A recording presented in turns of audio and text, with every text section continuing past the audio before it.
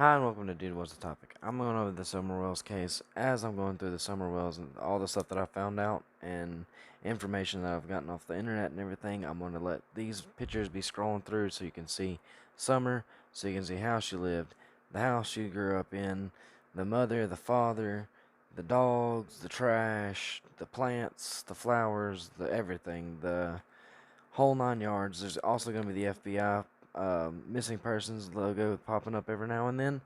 If you have any information, if you need to pause the video, stop this video, call this number, let someone know this little girl needs to be found immediately.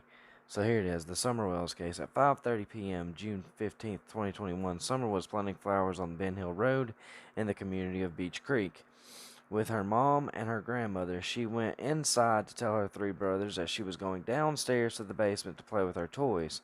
The mom then comes downstairs about 2 to 5 minutes later to ask the boys where her daughter was. They told her that she was downstairs in the playroom playing with her toys.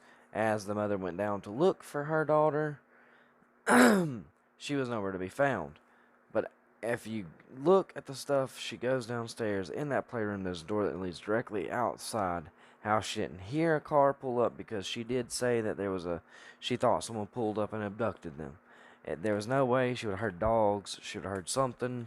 She would have known that something was going on outside, and she would have been able to clearly walk out that door, see what was going on. I don't think that's the case. Plus,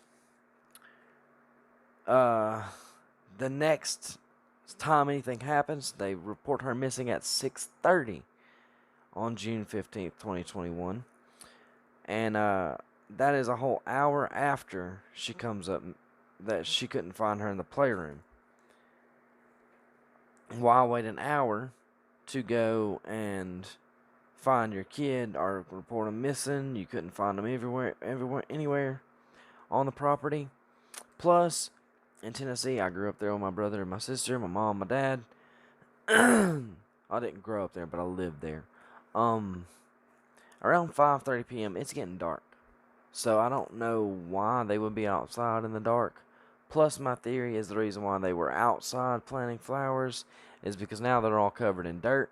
So if they did go out there and bury her somewhere, and the dogs just couldn't find her because all the high brush, and the cops have complained about the fact that there's no way to find her because of the rough terrain, the cell service, and all that stuff. So she would already be covered in dirt when they showed up with the police. So there's an alibi planting flowers.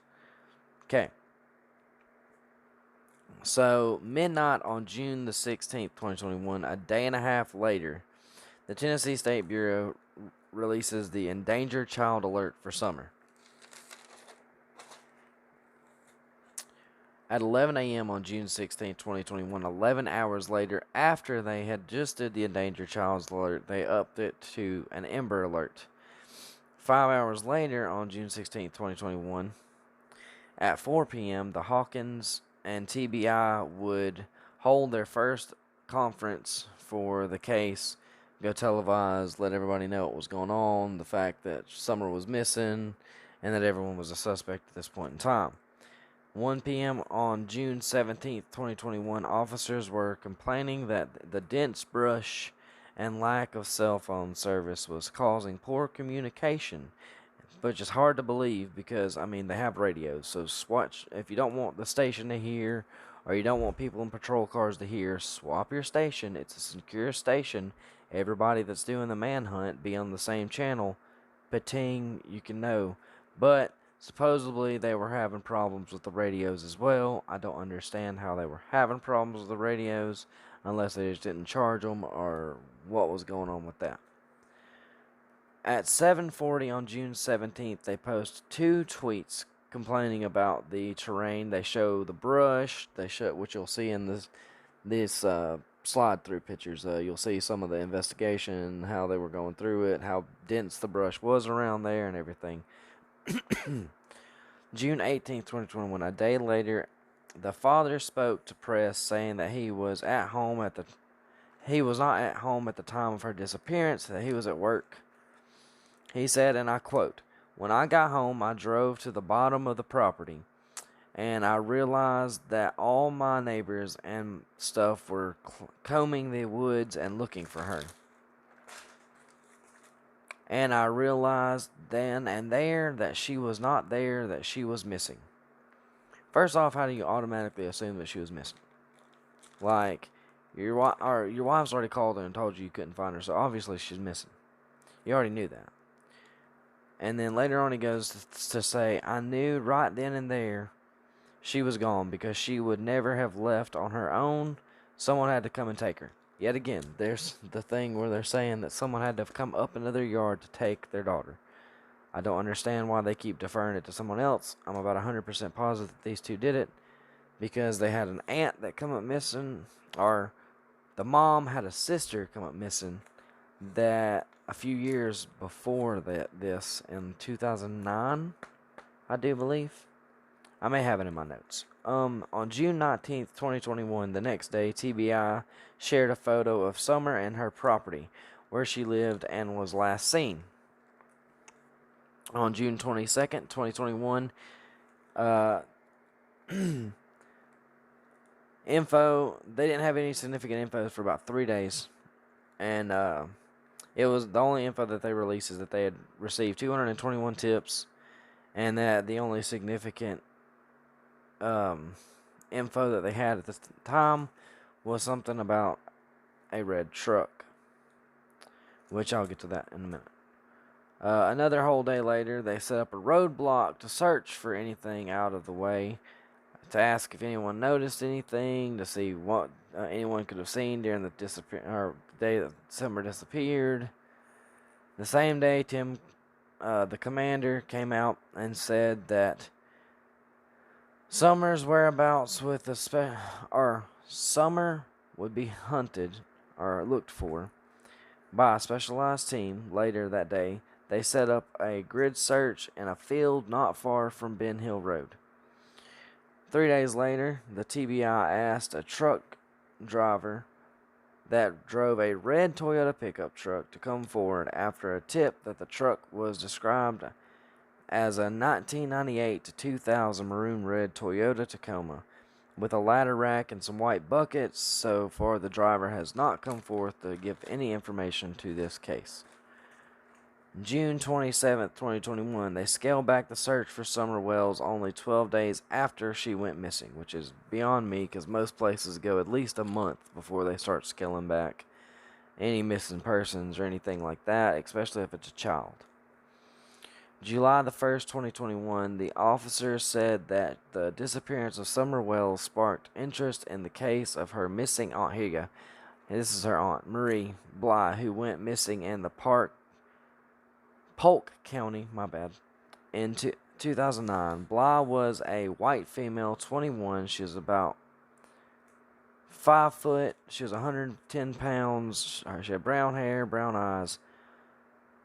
She had 2 cherries tattooed on her right ankle. She was also had ear and navel piercings. She went missing from her home in St. Crooks Falls, Wisconsin. Her car was found about 30 miles up the road from where her house was in Grantsburg, Wisconsin, at a truck stop where they only come in and load and unload trucks, so there shouldn't have been a reason why her car was there in the first place. Candace's their mom was also living in Wisconsin at the time, and then once she came up missing, she all of a sudden booked it out of town and never came back to Wisconsin. Well, they did, but I think it was like 2016 for like a family reunion thing. But I mean, why come up gone when she goes missing? It's sketchy. And now you took a 3-month break after Summer comes up missing from the property that she come up missing at. And then on July 2nd, 2021, Ronnie Lawson said they have received no new leads from the last 750 called-in tips. July 11th, 2021, Lawson states that the case is nowhere close to being closed. July 12th, 2021, Lawson says that the police received 935 tips and a video that nothing is off the table. He says that they are all pressed They all passed lie detector tests, and during the early investigation. July 13th, 2021, Shelley Smitherson, I don't know if I'm saying that name right, I'm sorry if I butchered it, says that it is frustrating part of loss enforcement in this case, and for the public, we will continue to search for Summer. In the public eye, there may not be as much media attention, but that does not mean that they have not stopped. But you need to have media attention to be able to find this little girl. I mean, look at her. She's. They had cut her hair short because the story was that the mom, or they she got her. The mom said it was because she shaved her head like the boys, so she wanted her hair like mom's. But then the dad said that she got a hold of clippers and clipped her hair, and so they had to shave her hair, and so mom shaved her hair so that Summer didn't feel bad. But then I looked into it, and apparently her hair was full of lice, and because it was blonde, it was very noticeable, so they shaved it all off so that way it got rid of the lice. July 13th, 2021, TBI released two more tweets to go over how many tips that had been received, and the same thing, the summer, or the, hold on, let me go back real quick. The Shelly chick posted a tweet going over pretty much the same thing that I just said that she said. What to know about Summer? Summer has blonde hair and blue eyes. She is 40 pounds. She was last seen wearing a gray pants and a pink shirt, which you later find out that it wasn't actually a pink shirt. It was she had a bathing suit under top on. And the mom says that in a video where they went out to go to Walgreens, supposedly, to go fill a prescription. And then Warrior supposedly was right across the road, but then they ended up picking up her best friend, or not best friend, because apparently they were fighting, but the lady still let her son go with them. And there's a TikTok where they're playing in Warriors Park with the son, who is way older than Summer. So the reason why the son is there in the first place, I have no idea. So they're playing out there, but you can clearly tell she's got like a little bathing suit top on, and you don't see the gray the gray pants. But she puts the gray pants back on. I guess they go pick up Walgreens, come back, plant these flowers late as shit at night. But the last thing she was seen in was a pink bathing suit top and a gray pair of sweatpants. Thursday, September 23rd, 2021, they just state that they haven't given up on the case and we won't stop searching. September 2nd, 2021, a prank call to Mary. She says that she prank calls Mary, and she's telling her that the cops have came and took Dawn to Boston. You can actually find this on Tiffany Marie's channel on YouTube. It's the full thing. You can go over the audio yourself. You can actually hear Dawn a couple times in the background during the call. So if they came and took him and the boys have already been taken from the house, how is there going to be anybody that's like male voice in the background if so-called people came to take him to Boston? And then she's crying way more over Dawn than she did Summer in any of the interviews or anything. As you can tell, they've all kept their composure except for the little boy. He looks like he's tore up the most, and you can see right there. But the police would not let her have them. They supposedly wouldn't give them any information on the reason why Dawn was taken to Boston. Apparently the mom has took off, but later to come on to find out she's posted that she's taking a 3-month vacation.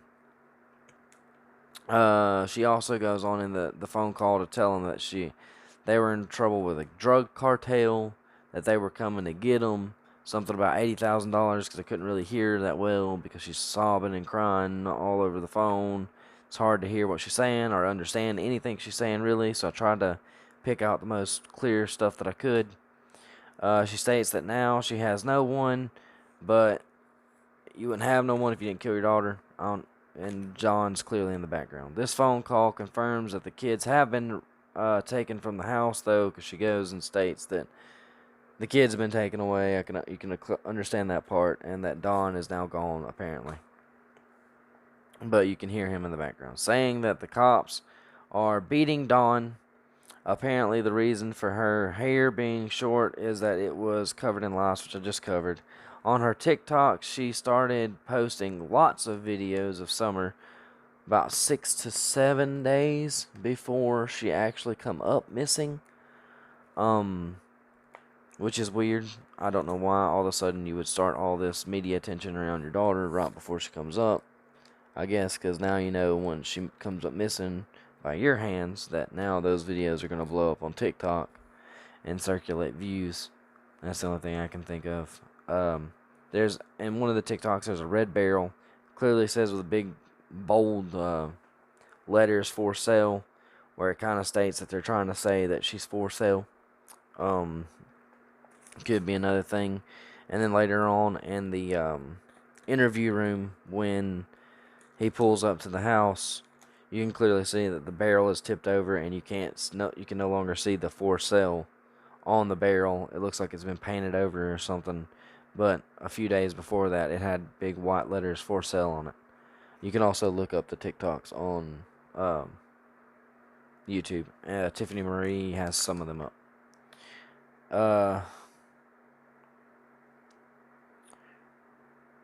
There is a post where she's standing in a coffin, which is a few days directly before she come up missing, and then right after she went missing, she posted a thing on Facebook where it was which I now come to know it was from Gatlinburg, but still it's distasteful. 6 days after your daughter comes up missing, you post a thing on Facebook where she's sitting in a coffin, but you're automatically saying you don't wish anything would happen to her, but that's one of the pictures you post. But you had so many pictures, and that's one of the pictures you picked. I just don't see that as a solution there. I would have picked a different picture. She had an order of protection against Don in 2020. She said that he come home irate and drunk, that he came in and beat her, threw a lamp at her, was yelling and fussing. He ended up leaving, and as he was leaving, the cops show up. He comes back to the house and gets arrested. She goes to file the order of protection, and on the case notes, it says that he threw lamps at her, yelled at her, screamed at her, verbally abused her, physically abused her. She feared for hers and her child's life. Later on, she drops this